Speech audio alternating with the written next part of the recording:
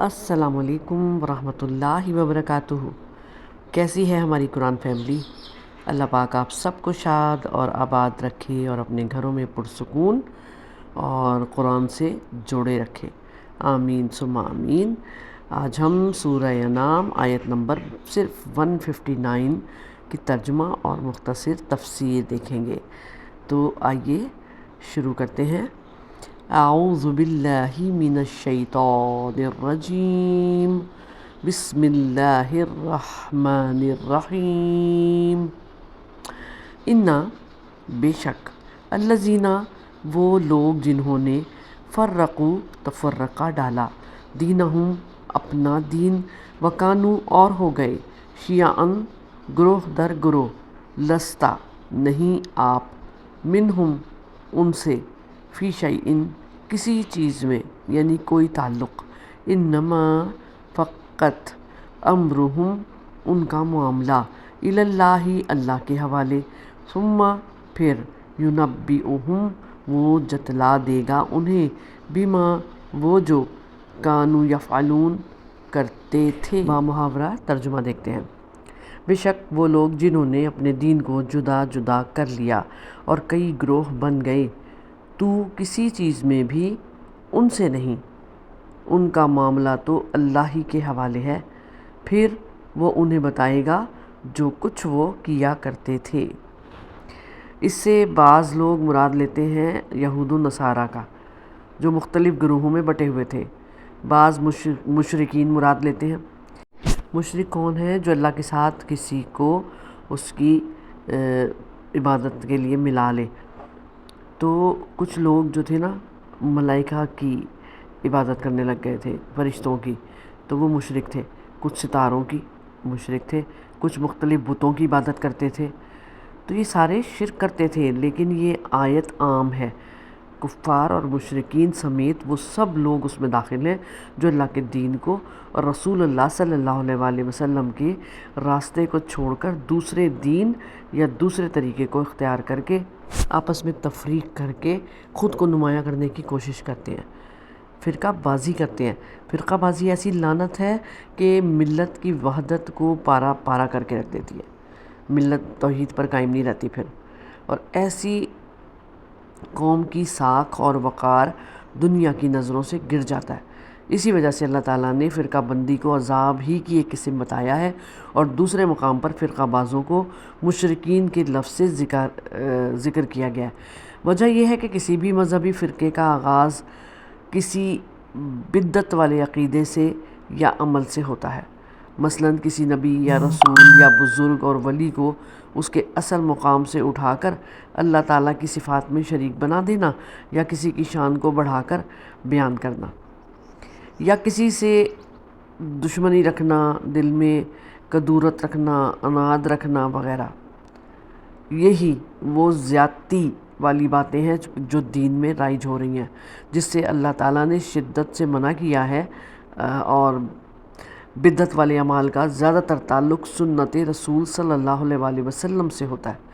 کسی سنت کو ترک کر دیں اور کسی نئے ثواب کے کام کی نیت سے دین میں اضافہ کر دینا، تو جس کا مطلب یہ ہوا کہ دین میں شاید پہلے اس کام کی کمی تھی جو اب پوری کی جا رہی ہے۔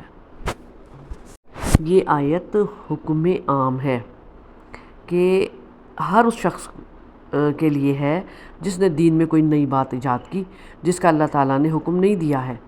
امام شوکانی لکھتے ہیں کہ صحیح یہی ہے کہ اس حکم میں اہل کتاب اور مشرکین کی تمام جماعتیں اور مسلمانوں کی وہ سبھی جماعتیں داخل ہیں جنہوں نے اسلام میں بدعتوں کو ایجاد کیا اور مختلف فرقوں اور جماعتوں میں تقسیم ہو گئے۔ حافظ ابن کثیر رحمہ اللہ فرماتے ہیں کہ اس آیت میں ہر وہ شخص داخل ہے جس نے اللہ کے دین کو چھوڑ دیا اور اس کی مخالفت کی۔ اللہ کا دین ایک ہے اور اس میں کوئی اختلاف نہیں ہے۔ جن لوگوں نے اختلاف پیدا کیا اور مختلف فرقوں میں بٹ گئے، جیسے کہ ابھی آپ کو میں نے بتایا کہ اس کا شروع جو ہے نا، وہ گمراہ فرقوں نہیں کیا، اللہ نے اپنے رسول صلی اللہ علیہ وآلہ وسلم کو ان سے بری قرار دے دیا کہ آپ کا ان سے کوئی تعلق نہیں ہے۔ ابو داؤد نے معاویہ رضی اللہ تعالیٰ عنہ سے روایت کی ہے کہ رسول اللہ صلی اللہ علیہ وسلم نے فرمایا، اہل کتاب 72 فرقوں میں بٹ گئے، یہود و نصارہ، اور یہ امت 73 فرقوں میں بٹے گی، 72 کا ٹھکانہ جہنم اور 1 کا جنت ہوگا۔ اور ترمذی نے عبداللہ بن عمر رضی اللہ تعالیٰ عنہ سے روایت کی ہے کہ لوگوں نے پوچھا، یا رسول اللہ وہ کون لوگ ہوں گے؟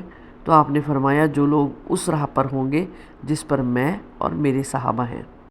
تو پتہ چلا کہ انسان کی گمراہی کے اسباب میں ایک سبب، بڑا سبب دین میں اختلاف کرنا ہے۔ باہمی اختلاف کی صورت میں لوگ ٹھوس دلائل کے باوجود انکار کی روش پر قائم رہتے ہیں۔ سورہ آل عمران میں فرمایا گیا ہے کہ اللہ کے نزدیک دین تو صرف اسلام ہی ہے، اسلام ہی دین حق ہے، جس کے بنیادی اصول ہمیشہ سے ایک رہے ہیں، وہ توحید اور رسالت کے بارے میں یا حلال اور حرام اور اخلاق اور معاملات کے متعلق ہوں، کوئی بھی ہوں، ایک اصول ہے۔ لہٰذا جو دین کے بارے میں اختلاف کرتے ہیں اور اس کو لوگوں کی نظروں میں مختلف بنانے کی کوشش کرتے ہیں، اے نبی صلی اللہ علیہ وسلم، آپ کا ایسے لوگوں کے ساتھ کوئی تعلق نہیں ہے، اور نہ ہی آپ کے ماننے والوں کا ایسے لوگوں کے ساتھ کوئی تعلق ہونا چاہیے۔ ان کا معاملہ اللہ کے حوالے ہے، وہ ان کو بتائے گا جو وہ کیا کرتے تھے، مطلب ان کو جواب تو دینا پڑے گا۔ جو نئی نئی باتیں انہوں نے دین میں شامل کی، جو اختلافات پیدا کیے، تو وہ اللہ کی پکڑ سے بچ نہیں سکیں گے۔ تو دین میں تفرقہ بازی کا ذکر کرتے ہوئے نبی صلی اللہ علیہ وسلم نے فرمایا کہ یہودی اپنے دین میں اختلاف کرنے کی وجہ سے 71 فرقے ہو گئے تھے، عیسائیوں نے اختلاف کی بنیاد پر 72 فرقے بنائے، مسلمان ایک قدم اور بڑھ گئے، ان کے 73 فرقے ہو جائیں گے۔ مختلف ادوار میں مختلف انبیاء علیہ السلام کو بھیجنے کا مقصد اللہ کا کیا تھا کہ وہ خدا کے مقدس نام پر سب کو جمع کریں، اسی لیے انہیں گروہوں اور جماعتوں میں تقسیم ہو جانا پسند نہیں۔ وہ یہ چاہتے ہیں کہ تمام لوگ توحید کے مضبوط رشتوں کو عملاً تھام لیں، سب ایک ہو جائیں، اور ان کی ذاتی مصلحتیں ہیں اور ذاتی مفاد، ان کو وہ پیچھے کر دیں، بس سب اللہ کی محبت میں فنا ہو جائیں، اور سب کا مقصد اللہ کی دین کی پیروی اور فرما برداری ہو، کوئی اختلاف، کوئی امتیاز باقی نہ رہے۔ اس آیت کا یہی مقصد ہے کہ حضور صلی اللہ علیہ وسلم کو فرقہ بندوں سے کچھ تعلق نہیں۔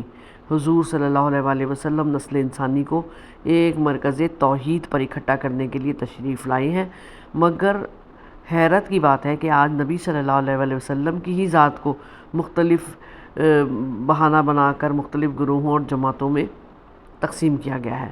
بس اللہ کو صراط مستقیم پسند ہے، اور اللہ کے نزدیک بہترین دین جو ہے وہ اسلام ہے، اور توحید اور رسولوں کی اتباع ہے، اور اس کے خلاف جو ہو وہ گمراہی، جہالت رائے، خواہش اور بددینی ہے، اور رسول اللہ صلی اللہ علیہ وسلم ان سے بیزار ہیں، اور ان کا معاملہ سپرد رب ہے، وہی انہیں ان کے کرتوت سے آگاہ کرے گا۔ جو یہ کرتوت کر رہے ہیں اللہ تعالیٰ سب دیکھ رہا ہے، قیامت کے دن پوچھ لے گا۔ اور جیسے کہ ایک اور آیت میں ہے کہ مومنوں، یہودیوں، صابیوں اور نصرانیوں میں، مجوسیوں میں، مشرکوں میں اللہ خود قیامت کے دن فیصلے کر دے گا، پھر اللہ تعالیٰ ان کو ان کے کیے کی سزا دے گا۔ یہ وعید ہے ان تمام لوگوں کے لیے جن کا ذکر اس آیت میں ابھی تفسیر میں کیا گیا ہے۔